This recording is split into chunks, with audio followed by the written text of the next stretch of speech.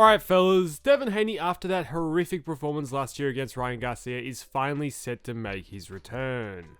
Over a year since that fateful day that changed Haney's public image forever, will his return be the first step in a huge comeback, or will he only add fuel to the fire? He's set to return against former world champion Jose Ramirez, in a fight which is an absolute make or break it.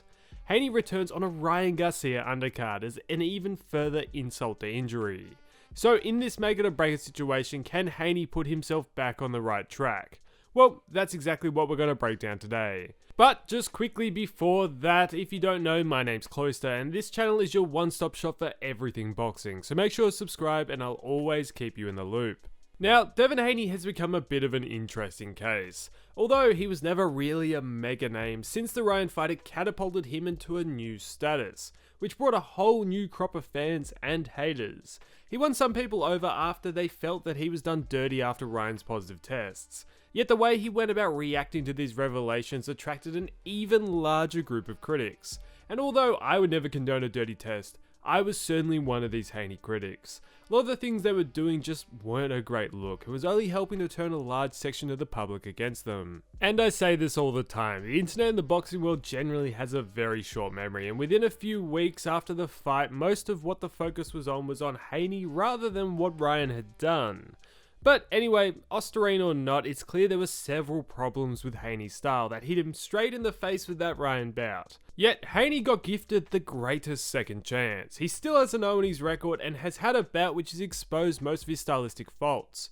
The question after this fight turns to, can he in a short period of time unlearn a lot of these bad habits, while also can he conquer any mental setbacks which the last fight induced? Now, what did Haney do wrong in that last fight which ended up with him on all fours? But just before we break all that down, if you're going to watch the fight this weekend, really there's only one place to do it, and that's on DAZN.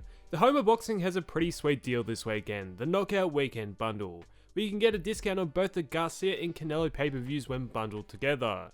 So make sure to use the link down in the description and set yourself up early for a fantastic weekend of boxing. Now back on track. Haney did, well, quite a few things wrong. Although Haney's jab is generally fantastic, in that last fight his rhythm looked fairly predictable. With relative ease, Garcia timed Haney's jab and counters. While it was also clear that Haney had a huge lack of inside game. He just can't infight. And what didn't help that was when he tried to retreat from these inside situations, he doesn't always pivot, roll under, or try to get out of it properly. He often retreats in straight lines, which just made him an easier target for Garcia. And then probably the biggest issue for Haney is he's just not the same at the heavier weight. Haney is world class enough to be able to dismantle low to mid quality fighters in the division, yet when he has to step up to world class fighters in these heavier divisions, he struggles.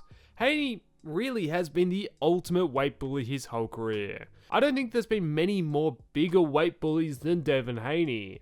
Like, just look at the size difference between him and Loma. Crazy, isn't it? So tomorrow, Haney is fighting Jose Ramirez. But if you don't know who he is, Jose Ramirez is a former unified light welterweight world champion. Is one of the most determined pressure fighters of the past decade. Known for his high volume punching, relentless work rate and body attacks, Ramirez made a name for himself for an aggressive come forward sort of style that broke opponents down over time. Under the guidance of trainer Robert Garcia for much of his prime, Ramirez captured the WBC and WBO titles at 140 pounds. His unification victory over Hooker in 2019 was especially impressive, showcasing his ability to overwhelm technically sound opponents with intensity and grit. Stylistically, Ramirez isn't flashy or unorthodox. He thrives off pace and pressure. His jab serves more as a rangefinder than a scoring tool, and his best work comes on the inside, where he targets the body with vicious combinations. However, his limitations have been exposed against elite tactical fighters. His 2021 loss to Josh Taylor highlighted flaws in his defense, head movement, and footwork, particularly against southpaws who can control the distance and counter effectively. But even so, Ramirez really remains a dangerous contender, and his recent activities still suggest that he can see a path back to the top.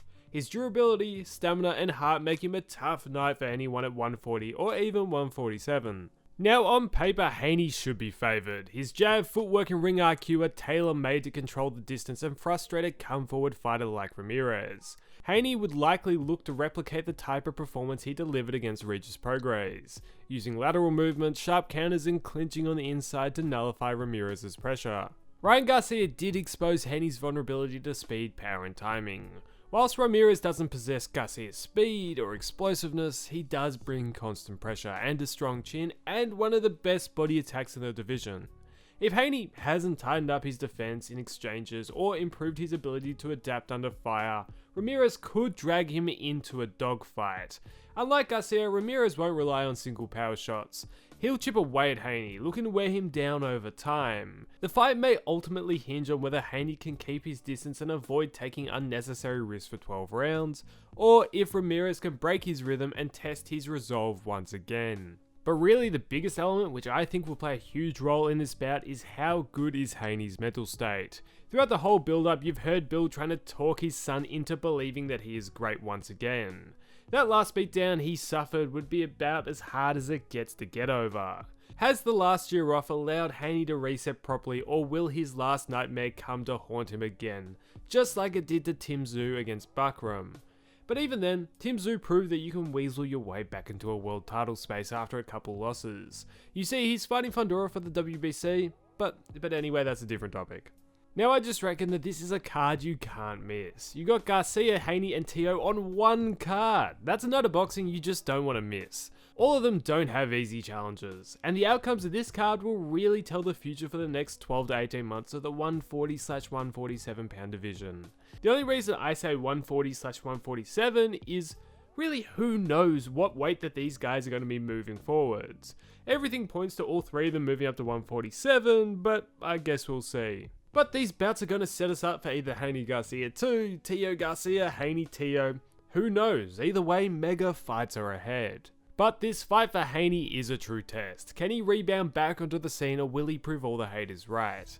I guess we'll see tomorrow. Yet now, I want to hear what you think. How do you think Haney will go this weekend? Is he washed, or will he be back strong?